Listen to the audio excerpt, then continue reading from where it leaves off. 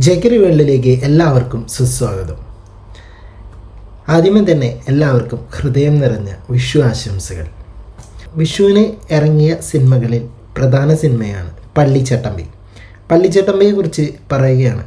അപ്പോൾ സബ്സ്ക്രൈബ് ചെയ്യാതെ കാണുന്നവരാണെങ്കിൽ സബ്സ്ക്രൈബ് ചെയ്തിട്ട് വീഡിയോ കാണാൻ ശ്രമിക്കണം. എനിക്ക് സബ്സ്ക്രിപ്ഷൻ വളരെ കുറവാണ്, അതുകൊണ്ടാണ് പ്ലീസ്. ടൊവിനോ തോമസ് നായകനായ പള്ളിച്ചട്ടമ്പി.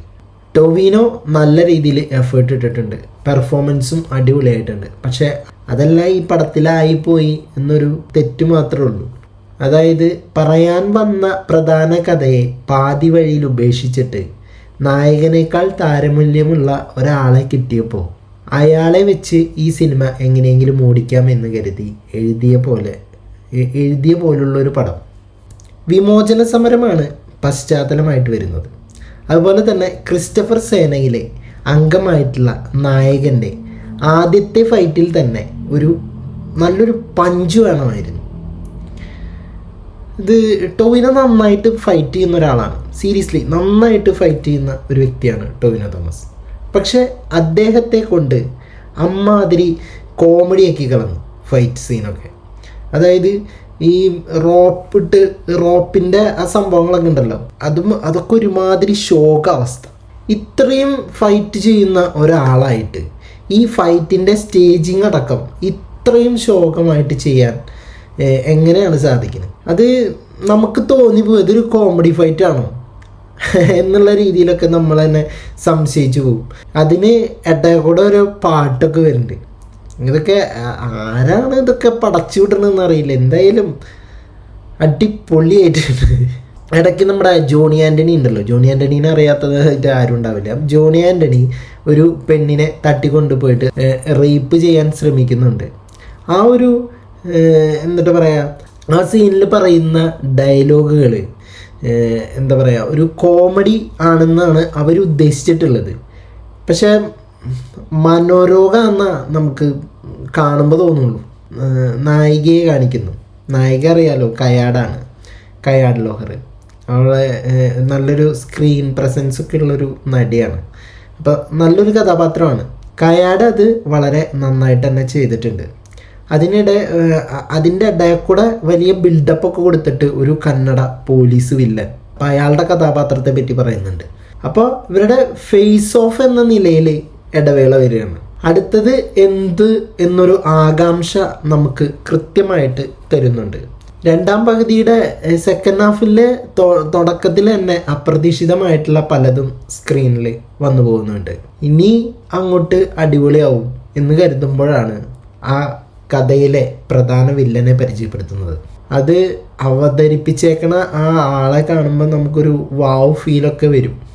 ഇപ്പോൾ ഒരു വില്ലൻ വന്നു, അപ്പോൾ ആ വില്ലൻ അടിപൊളിയാണ് എന്ന് വിചാരിച്ചിട്ട് അയാളുടെ പിന്നാലെ പോകാൻ പറ്റില്ലല്ലോ. ഇപ്പം ഇത്രയും നേരം പറഞ്ഞു വെച്ചിട്ടുള്ള കഥയുടെ കാര്യം എന്തായി, അത് നോക്കണ്ടേ?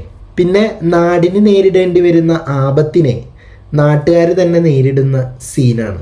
വേണമെങ്കിൽ അതൊരു ക്ലൈമാക്സ് ഫൈറ്റ് എന്നൊക്കെ പറയാം.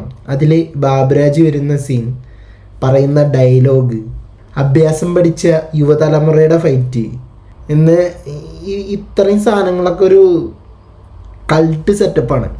ചിരി വരുന്ന സീനുകളൊക്കെ ജെയ്ക്സ് നല്ല BGM ഇട്ടിട്ട് തന്നെ അത് അറിയാണ്ട് പോകുന്നുണ്ട്. എന്താണ് ഇവന്മാർ ഈ കാണിച്ചു വെക്കുന്നതെന്ന് ചോദിച്ചു ഓരോ സീനുകളും. ഇവൻ ആദ്യം മുതലേ പറയുന്ന കോൺഫ്ലിക്റ്റിൻ്റെ ഒരു പ്രധാന പോർഷനാണ് സ്ക്രീനിൽ വരുന്നത്.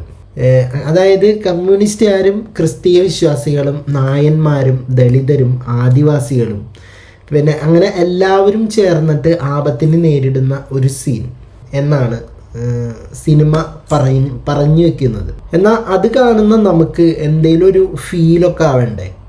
വലിയ ബിൽഡപ്പ് മാത്രം കൊടുത്തിട്ട് ഒരു കന്നഡ പോലീസ് വില്ലനൊക്കെ അയ്യേ എന്തുവാടേ ഇതൊക്കെ, എന്തെന്നാണ് കാട്ടി വെച്ചിരിക്കുന്നത്. ഇനി പടത്തിലെ ഫൈറ്റിലോട്ട് വരികയാണെങ്കിൽ ടൊവിനോ നല്ല അടിപൊളി ഫൈറ്ററാണ്, അവൻ മാഡേൺ ഫിഗറാണ് പടത്തിൽ. അപ്പോൾ നന്നായി ചെയ്യേണ്ട ഫൈറ്റ് സീനുകൾ പലതും ഇപ്പം നമുക്ക് നല്ല സീനുകളൊന്നും കിട്ടാണ്ട് വരുമ്പോൾ ഈ കട്ട് സീനുകളൊക്കെ ഇട്ടിട്ട് കയറ്റി അതൊരു എന്താ പറയുക, അതൊരു കോംപ്രമൈസാക്കി ഇടും. അതുപോലെയൊക്കെ തോന്നി.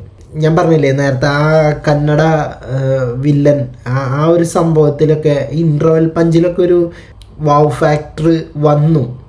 പക്ഷെ അത് അതുപോലെ തന്നെ പോവുകയും ചെയ്തു.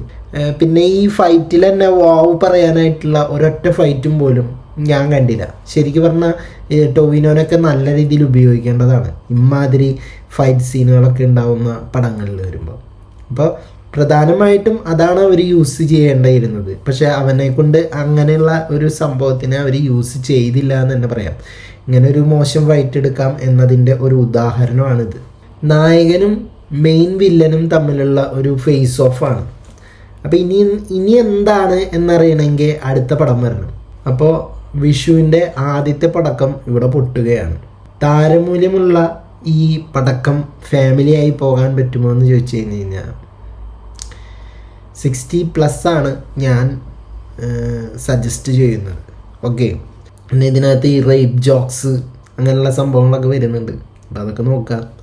അപ്പോൾ എൻ്റെ ഒരു അഭിപ്രായത്തിൽ എനിക്ക് പടം വർക്കായില്ല എന്ന് മാത്രമല്ല, ടൊവിനോ നല്ല രീതിയിൽ അഭിനയിച്ചിട്ടും ടൊവിനോയെ കൃത്യമായിട്ട് ഉപയോഗിക്കാൻ ഇതിൻ്റെ ഡയറക്ടർക്ക് സാധിച്ചില്ല എന്ന് വേണമെങ്കിൽ പറയാം. അപ്പോൾ സിനിമ കണ്ടിട്ടുള്ളവരാണെങ്കിൽ നിങ്ങളുടെ അഭിപ്രായങ്ങൾ താഴെ കമൻറ്റ് ബോക്സിൽ രേഖപ്പെടുത്തുക. പോയി വരാം അടുത്തൊരു വീഡിയോയുമായിട്ട്.